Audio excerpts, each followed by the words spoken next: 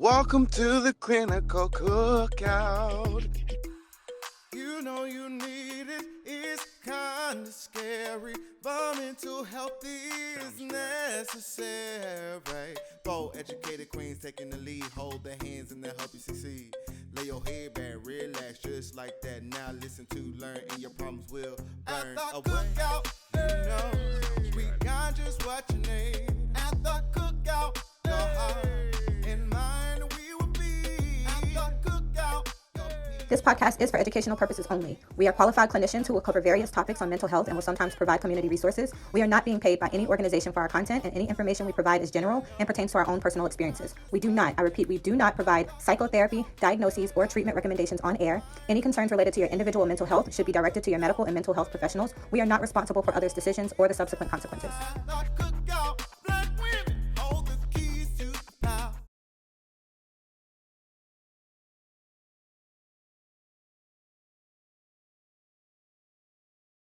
Welcome back to the Clinical Cookout. Today, we are going to be talking about socioeconomic status, but particularly since I won Trivia of the Week or Auntie of the Week, I am going to specifically talk about poverty. In 1970, were Black children A, 3 times more likely to be in poverty, B, 2 times more likely to be in poverty, or C, 5 times more likely to be in poverty? It is A. In 1970, Black children were 3 times more likely to be in poverty. Okay. The next question. In what year did the child poverty gap become the most smallest between white and Black children? Was it in 2020? A, B, 2021, or C, 2022? Ashley got it. It was 2021. That was a hard question. What helped close the racial gap of poverty between white and Black children? Was it A, employment, B, child support payments, C, child tax credit? We all wrong?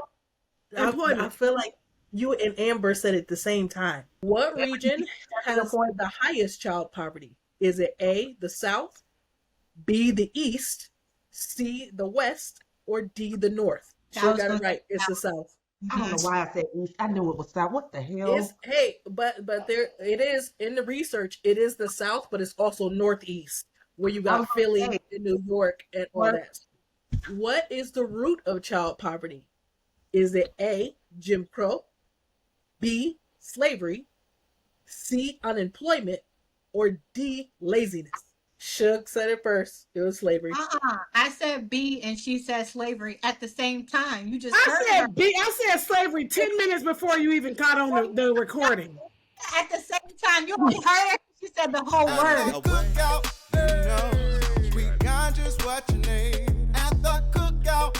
All right, guys, welcome to the main dish where we want to talk about socioeconomic status. Now, a lot of people hear socioeconomic status and they automatically think finances, but socioeconomic status is so much bigger than finances. It's financial security, social status, social class, and it's the amount of money you make and the amount of wealth that you have. And educational attainment also goes into that. So we know that there are more categories, but we're going to stick with the 3 categories that most people know, which is the upper, the middle, and the lower class. And so we want to talk about how these categories affect everybody in mental health. Let's get it. Okay. So I've been studying lately, and just going back over the foundational principles of psychology, and a lot of it was mentioned that the lower class is often affected educationally, linguistically, like just with language alone. Children who come from poorer households have a hard time. They have more speech delays.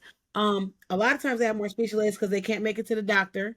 So sometimes they don't know if they have hearing problems. And, parents are thinking, okay, my child is just behind with talking. Sometimes they don't get to preschool, so they don't get socialized. And there's just a lot of reasons why their education and stuff is affected when you don't have money. Mm-hmm. It made me feel sad. I agree with that. And so when it comes to doing some of the evaluations that I do, A lot of the times parents are coming in for like learning disabilities. Like, does my kid have an actual disability, or are they just behind in school? Does my kid have autism because they can't communicate or they don't know how to talk or use language or whatnot? And so that's something that I always have to consider is, did your kid have access to, socialization opportunities as a young child? Were Mhm. they in preschool or were they at home with the adults for the first 5 years of their life before they went to school? That impacts their ability to engage with other people. And at that point, unless it's very clear, autism is kind of ruled out. If they were with adults and they didn't have a chance to, interact with other kids, then the deficits in like social functioning that are being reported could improve once they have those opportunities. And the same thing with learning disabilities. If they weren't in preschool or in any type of educational environment until they started school, I'm not going to diagnose a kindergartner, a first grader, or a second grader with a learning disability in reading or math until they've had the opportunity to get like targeted interventions, specialized education opportunities, especially through the school. And then if that doesn't improve over time, maybe I'll consider it. But I usually just rule that out too. Like, they didn't have the opportunity, so I'm not just going to give them a disorder just because they didn't have those opportunities that middle or upper class kids had. Yep. You know what's a good example of that actually?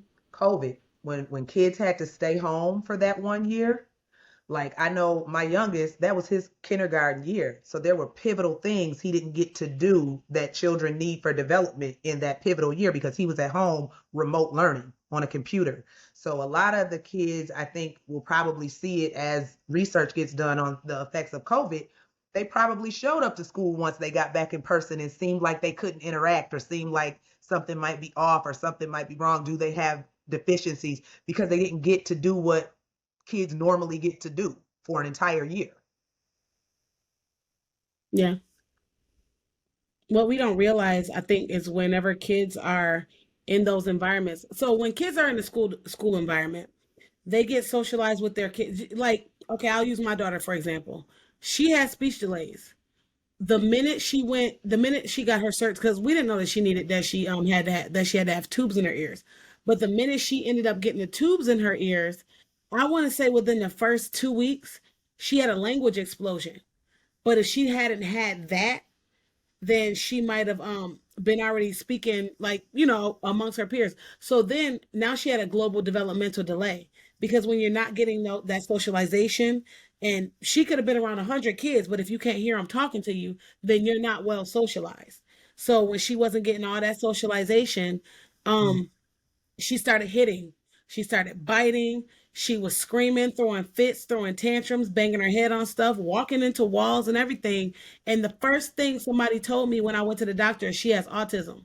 Now, me, I was already in school. I said, she does not have autism. There's a whole bunch of things that you need, a whole bunch of criteria you need to just say somebody has autism. And she didn't have any of that. Now, she may have had some of that stuff that looked like she has autism. You know what I mean? Like, she's hitting and she's not being able to use her words, and then she had language regression. But those are not the only things. So regular people or people who don't have money, they're going to the doctors and they're getting these diagnoses when there's so many other factors. So when you socialize a kid and you send them to preschool, they're sitting at the table with other kids. And to me, as daycare, they were going. They like the little kids, they had like their water pitcher. They was filling up their own water and everything. They was cleaning up their own mess. They was singing a cleanup song, cleaning up stuff. They were properly socialized. So Mm. when you every kid doesn't have that. Every kid doesn't get that. First of all, daycare is expensive. So a lot of people who don't have that much money can't afford to socialize their kids the way that they want to. And a lot of times it's African Americans that don't have the money, and that's why a lot of times we start behind the curve. Sorry, I know that was long, but I get passionate about that. No, I agree, Shug. Auntie Shug, I definitely agree with that. I work in, a setting where I get to work closely, like to schools or consultants that are in schools, and I think that it's important when it comes to addressing. Y'all know I'm a social worker, so the systemic issue of how funding is provided to certain schools and certain individuals or certain class or groups of people who are able to get the funding funneled down to their schools versus other ones who are not. And so I think it's important when we look at, okay, well, these kids are falling behind. Okay, yes, they may be falling behind, but what's the overall support that they have, not only from the community, but also on a state and federal level, who is passing down funding. So I think it's important when you talk about those things, how our kids get left behind the curve from a systemic level. Yeah. And I mean, even from a micro level, right? If systemically we don't have the funding, so my kid didn't get in the lottery, they can't go to the school. Now my kid has to stay with auntie. Well, auntie watches Wheel of Fortune all day. Auntie's not socializing, she's not doing blocks, she ain't doing none of that with these kids. And so now we're starting them behind the curve in that way too, because this is what I can afford. It's hard out here. Yep. And that kind of speaks to, oh, Keisha, you about to say something? I was just gonna say like how I took like a Bridges Out of Poverty class. Have y'all ever taken one of those trainings? One of those Mm-mm. classes? It's such a good training.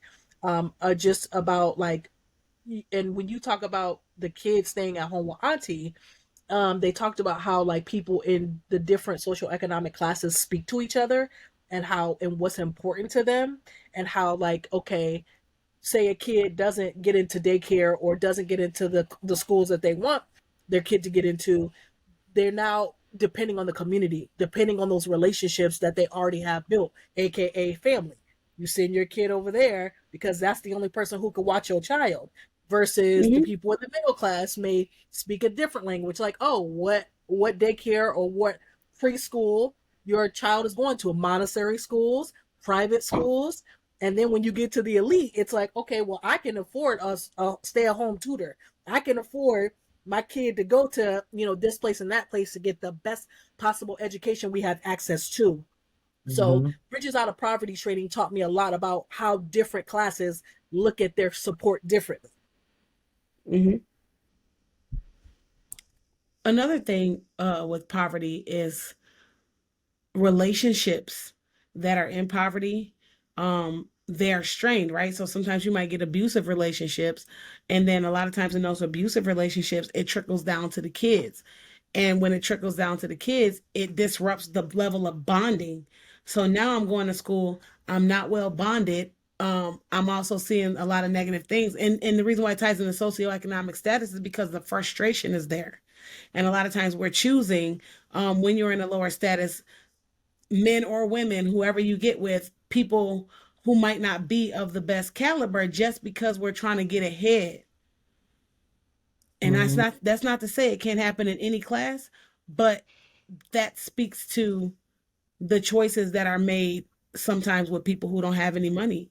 Trying to get ahead, you end up choosing wrong, and then it affects your kids in that way too, which also puts us behind the curve. But you know what? That kind of speaks to societal issues and goes into kind of the demographics, because from the information that I looked up as I was getting ready for this episode, we have to consider the historical adversity. So we talk for specifically for Black American citizens. We have to consider that slavery, sharecropping, race-based exclusion from health, educational, social, and economic resources all translated into socioeconomic disparities. So Mm-hmm. like today, the socioeconomic status is heavily linked to mental health. And it shows that people who are impoverished, homeless, incarcerated, or have substance use problems are at a higher risk for poor mental health. And when we talk about being at a higher risk for poor mental health, if your mental health is poor and you're a parent, then there's really not much you can do to help your child. Not only do you not have the money, but you also don't have the mindset. Mm. I'm And I so also glad you think, touched on that. oh, So glad you took. Go ahead, Amber. Oh, I she was said, go just ahead. gonna say I was so glad that you touched on that, Ashley, because a lot of the um a lot of what I'm studying now is like poverty on child development and the brain development of a child, and how some of that stuff can start happening even in utero. Like if a mother is stressed and already don't have money, already living in poverty, imagine what that does already on the child, and how the epigenetics happen, and how this child may have difficulty with emotion regulation because mom has been stressed out not only through pregnancy but right after pregnancy when she's not getting any help during postpartum. So people who talk about poverty have no clue the wider like picture of how this affects a child and how it trickles down. Oh, Hmm. yes, I will never forget the lactation consultant that I had when I had Zeph. When she was like teaching me how to get her to latch and things like that. She said, try to, when you nurse, try to be like, be at your calmest, make sure you implement your support. She said, because research shows that if you're stressed, cortisol can go through your breast milk. And now your baby is getting cortisol and their body can't handle that. So it's like, yeah, the more stressed you are, it's going to trickle into your baby, whether the baby's in utero or if you're nursing after the fact. Hmm. Yeah, and I was gonna say too, like when you guys are talking about the mindset of people that are in poverty, that also trickles down to the kids as well. Not medically, or genetically, but it is something that passes down. You do have some people that are in poverty that are trying their hardest to get out, and so they make decisions that impact their kids, maybe not in the most positive ways to try to get out. You also have people that get stuck there, and they're content. Like they don't want to get out, they don't want to try. They start to get this mindset, what's the point? This is just our way of life. This is the way we live. We have to sell drugs to make money. We have to fight people to protect our families. This is just how we are. And that also passes down to your children as well. So you get those kids that go into other settings, like in the school setting, and they're fighting, right? They're fighting everybody. They're angry, they're depressed or whatever it may be. And you get teachers that judge them so harshly when you don't realize what's going on at home and what they're hearing from their families and how that's impacting their mental, because they start to think that way and they think that's the way the world works because that's the only world they've ever known. And I Mhm. just think it's messed up when kids get judged like that, or people in general, not just kids, but it's really messed up. And that speaks to a higher level, like a more systemic level. The lower your socioeconomic status, the more likely you will not trust systems. You won't trust any of the systems because the systems always seemingly work against you or are trying to cause you some type of issue or trauma. People in higher socioeconomic status, they trust the systems because the systems work for them. The system, they can manipulate the systems or the systems will work for them. But when you are in those lower socioeconomic statuses, it's like I hear parents say all the time, I don't want to get my child tested. I don't want them to be labeled because for them to be labeled is going to be a problem. They're going to carry that label and that's all people are going to see. They're not going to even try to see them. So they're scared, but somebody in a higher status is like, give them the label. We'll get all the help that they need and it's okay. I Well, one want of to the say, things that I love, oh, sorry, nope, go go ahead, ahead. Amber. Go ahead. I was just gonna say, just real quick, one of the things that I love that I'm seeing more is more people of lower socioeconomic status coming in for these evaluations, and using the system, right? Because they have insurance. They either have Medicaid or they have some other type of insurance that is covering these services, and it's also covering additional services for, therapy or whatever they need. So I'm seeing a lot more of that, and I chose to work specifically with the Medicaid population. I mean, I work with others as well, but I chose that because I want to see more of that. I want to see them getting the services that they need because it really is helpful. Even though they may have had one experience, like a parent may have had a really negative experience as a child, so now the whole system is fucked and I'm not going to anybody. But things have changed now, and I feel like when people are coming in, I just love to see them coming to get their evaluations. I'm like, let's do it. I'm getting this thing out to you real quick. Let's get this to the school. Let's get this to the doctor. Let's make sure you're getting what you need because you're here right now and you're asking for that. And I just love to see that. I was going to hit on how I'm going to use this phrase, the economic wound that has caused so much psychological rupture within not only our community, but just in this country that I've seen that has caused so much damage to families and so much damage to other people that I feel like the more support we can garner for these people, the better they'll be. And I like the fact that a lot of us they're going to getting their mental health or getting evaluated and just doing all these different things. But it's important for us to understand the impact. There we go. The impact of the economic wound. A lot of people think it's just, oh, well, it's just a decision you made, or the you not working hard enough, pull yourself up by the bootstraps. I hate that goddamn phrase. I hate it, because how can someone pull themselves up by the bootstraps when you took the straps? You took the straps. And there's no way for these people to pull themselves up. And when they do, each level gets harder and harder and harder. So I just feel like one you can't go one without the other. Economic wound and psychological rupture goes together in my mind. And just real quick to speak to what Auntie Amber said, that people are showing up, more people are coming in to get tested and showing up and saying, yes, we need help. I think a big part of that too is, and this is why this was one of my main goals getting into this field, that representation. Because at the end of the day, we can talk about cultural competency in this field all we want, but like Amber said, I'm not going to diagnose a kindergartner, first grader, second grader with autism when I know that they were in a lower socioeconomic situation and it might be something else. I'm not giving them that diagnosis, but somebody else might very well give them that diagnosis immediately from sheer bias. And they won't consider, oh, they grew up in this situation. That might be it. Maybe they didn't get socialized like they should have. So I think particularly there being more Black and brown people entering into the mental health field to be able to really understand that part of it is also what's helping people not be as fearful to come in and get tested. So I'm glad you said that, because I see counselors every single day with that bias, or they don't understand it and they can't connect to it. And granted, in this field, we're supposed to do our due diligence to be culturally competent. But a lot of people don't care. They're not culturally competent. They're inherently racist. And a lot of times they look at Black and brown kids, and the first thing that they see is, oh, you're poor, not because of society. You're poor because of bad choices, or because of your parents. So I take Medicaid now whenever I get on panels. I will be taking Medicaid because I know that that's the population that needs it. But you'll see people that say, oh, I only take private pay, or I only take, the higher level insurances. And at the same time, it's like, okay, I get that, but who needs the help? So if you're somebody who says, okay, I take private pay, but I also take my fair share of Medicaid patients, then that's a difference. But I've Mm-hmm. had it to where it was like, hey, we're not taking Medicaid here, but do you want to take it? And I had to be like, well, yeah. Because if I'm gonna sit over here and say I'm a world changer and I'm gonna be helping out my people, Black, and that's Black people, guess what? Mm-hmm. Some of us are coming with some Medicaid. And a lot of times people with Medicaid need the help.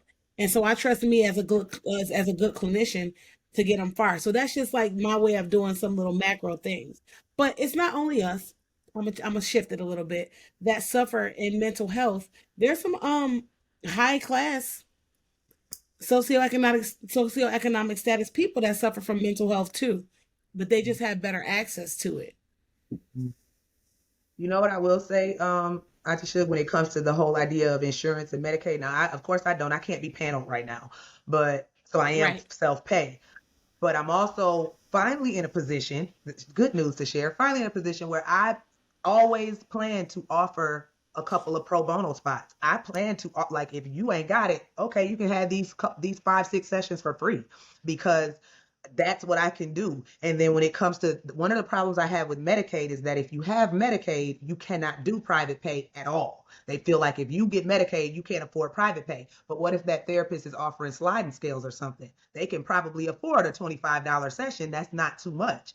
So the way a lot of private pay people do try to help, at least that I've seen, is, yeah, I'm gonna take these higher income people because that's gonna make it easier for me to open up slots for pro bono for people who really need it.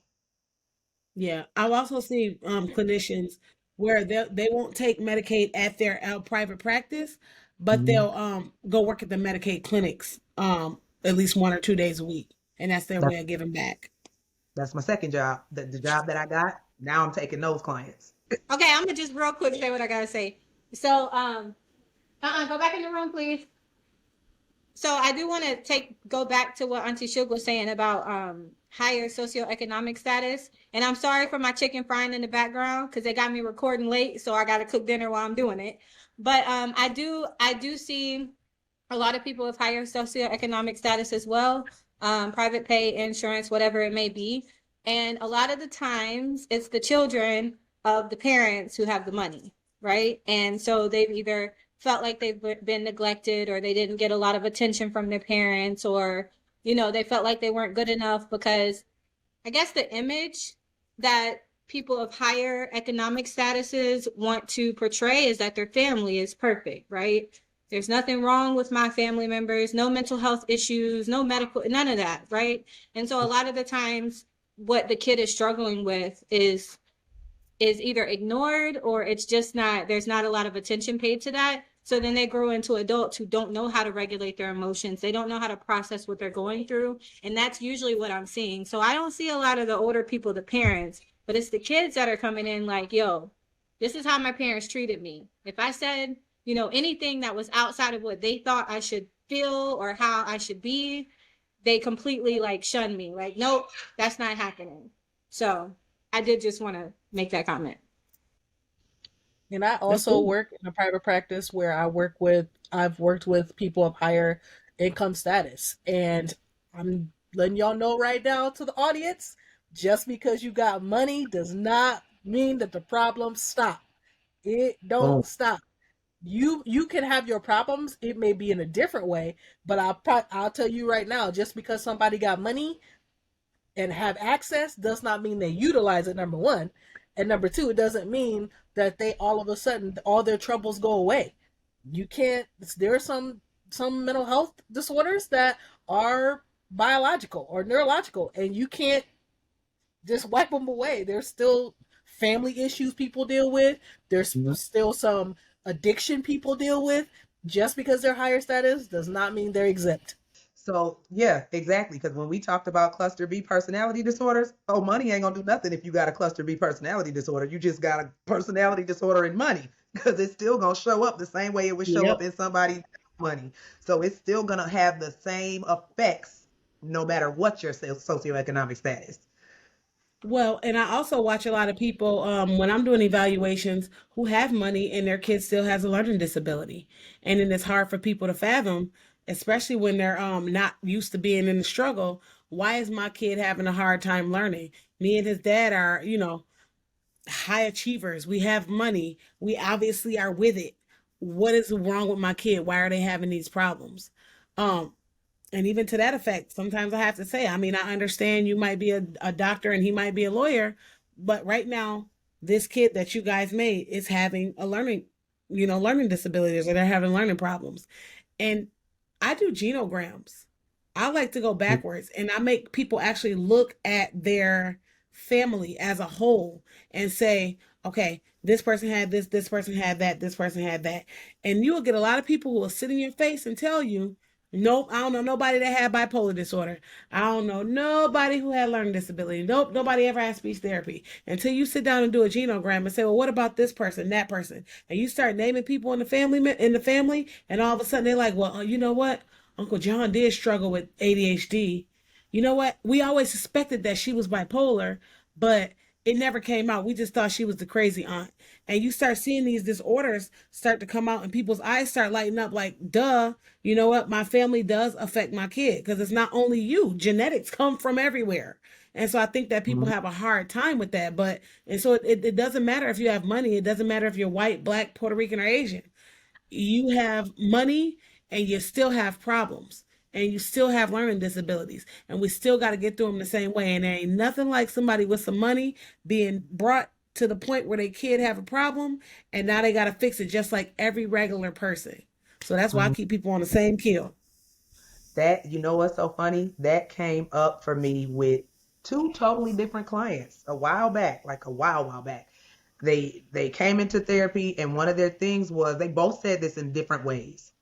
I grew up with a healthy family, this and that, this and that. I never wanted for anything. My parents weren't mean. I don't feel like I have any trauma. So why am I struggling? And I had to tell them, because society discriminates, mental health does not. Society will discriminate, and you'll have privilege in areas based off of those things you just mentioned. But mental health don't care about your privilege. Mental health issues and diagnosis care nothing about your privilege, your color, your bank account, none of that. You can be from the wealthiest family on the planet and still have a mental health issue. period, that you don't know how to manage, that you need help for.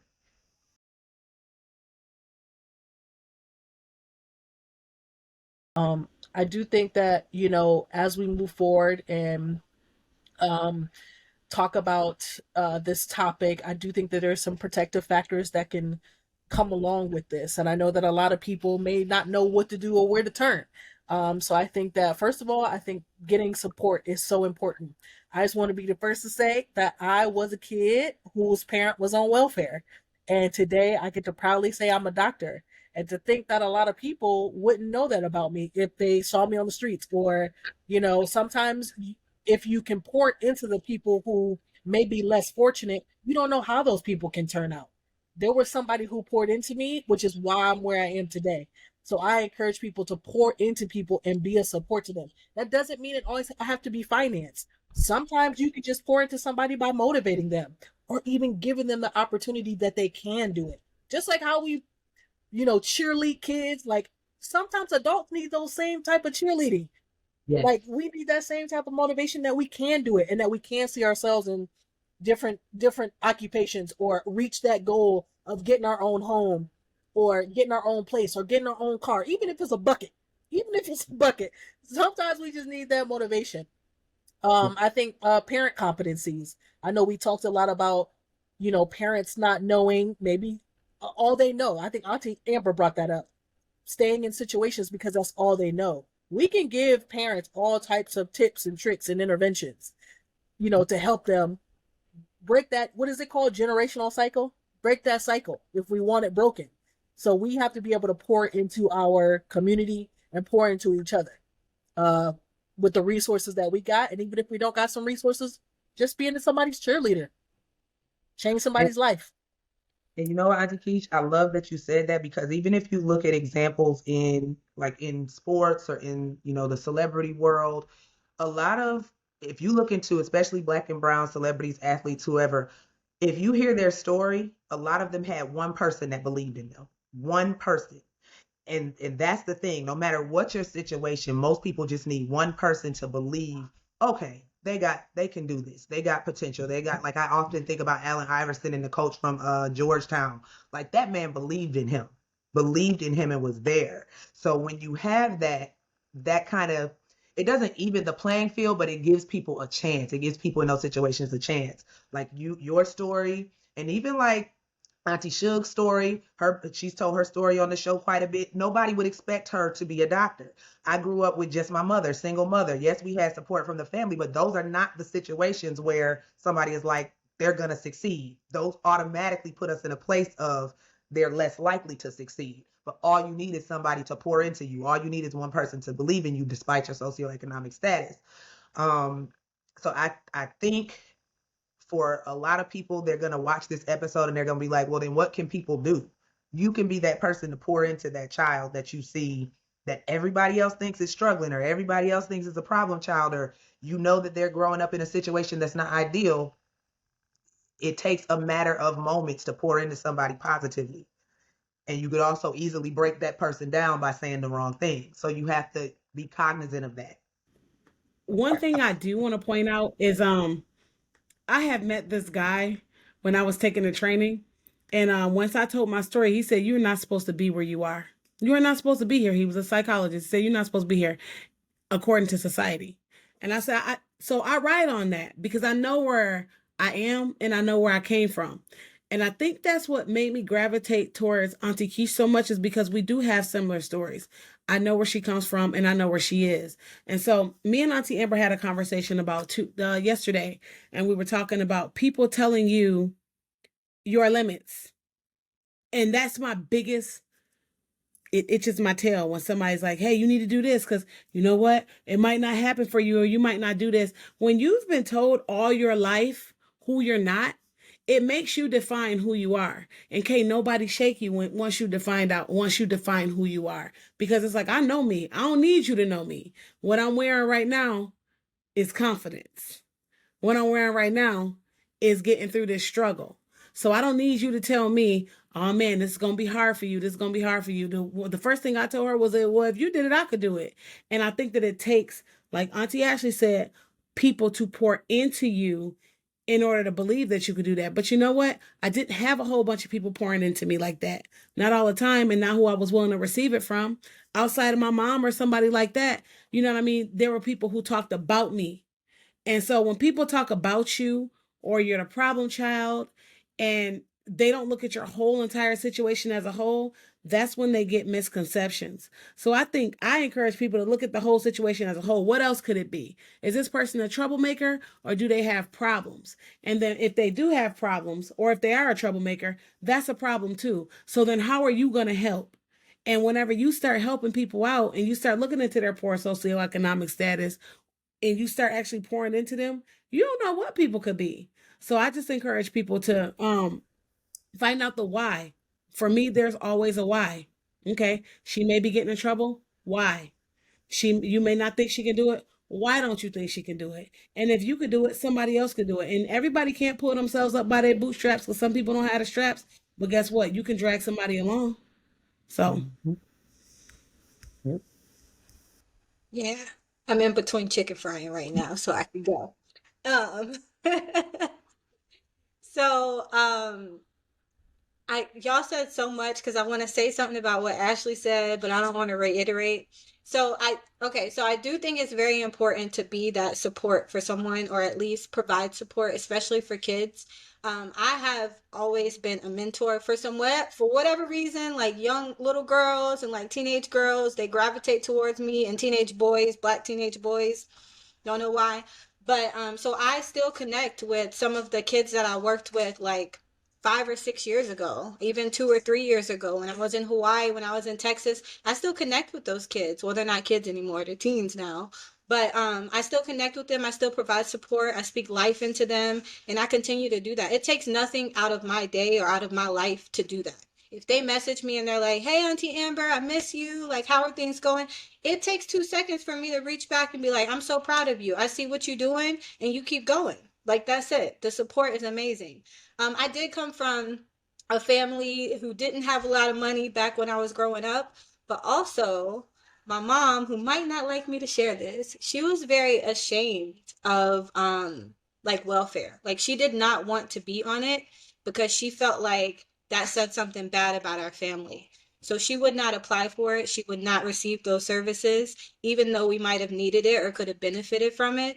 And I'm just sharing that to say, no shade, mama, because you still got us through and you still doing your thing to this day. But I am saying that just to say that, for those of you who do need welfare, who do need government assistance, there's no shame attached to that. There's no need to put yourself through unnecessary emotional turmoil just to look a certain way or present with a certain image. You get that assistance and that support, do what you need to do, and keep moving up in the world, then you won't need it at some point. But for the time being, if that's something that you need, I encourage you to seek whatever resources and whatever support from whoever that you can receive to get you to where you want to be or to reach your goals in life. I wish you had brought that up sooner because we could have touched on that, the shame associated with those socioeconomic status and getting that support and that help. For somebody who gets food stamps or who is on welfare, there's a shame associated with it. And the shame doesn't even come from like your mom felt that, but it was likely based on how other people would view it.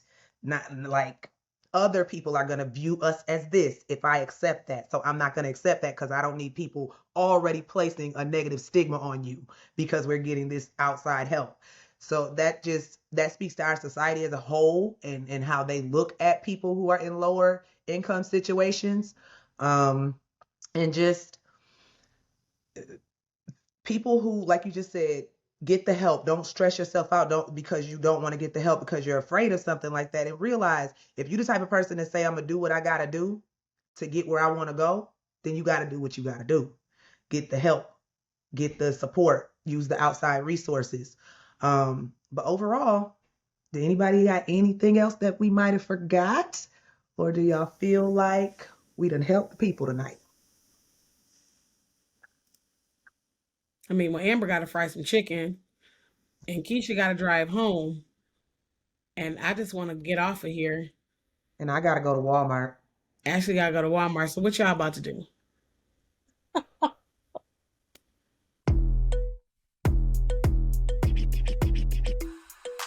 know you need it. It's kind of scary. Going to be covering child poverty. So are the aunties ready? Yes, but we're not just talking about poverty. Are we not? My bad. Okay, I'll say socioeconomic Status. social. What is it? Social determinant Socioeconomic status. or social risk factors? Risk factors. What do we say? Socioeconomic status. SDF. So, how do you want me to say that? What am I saying? I've done that. I'm gonna reread it. Sure. Try to slow down. Anyway, Okay. You What trying to helped- compare this measly point from last time. not a measly point. Why are you bringing up old for last week?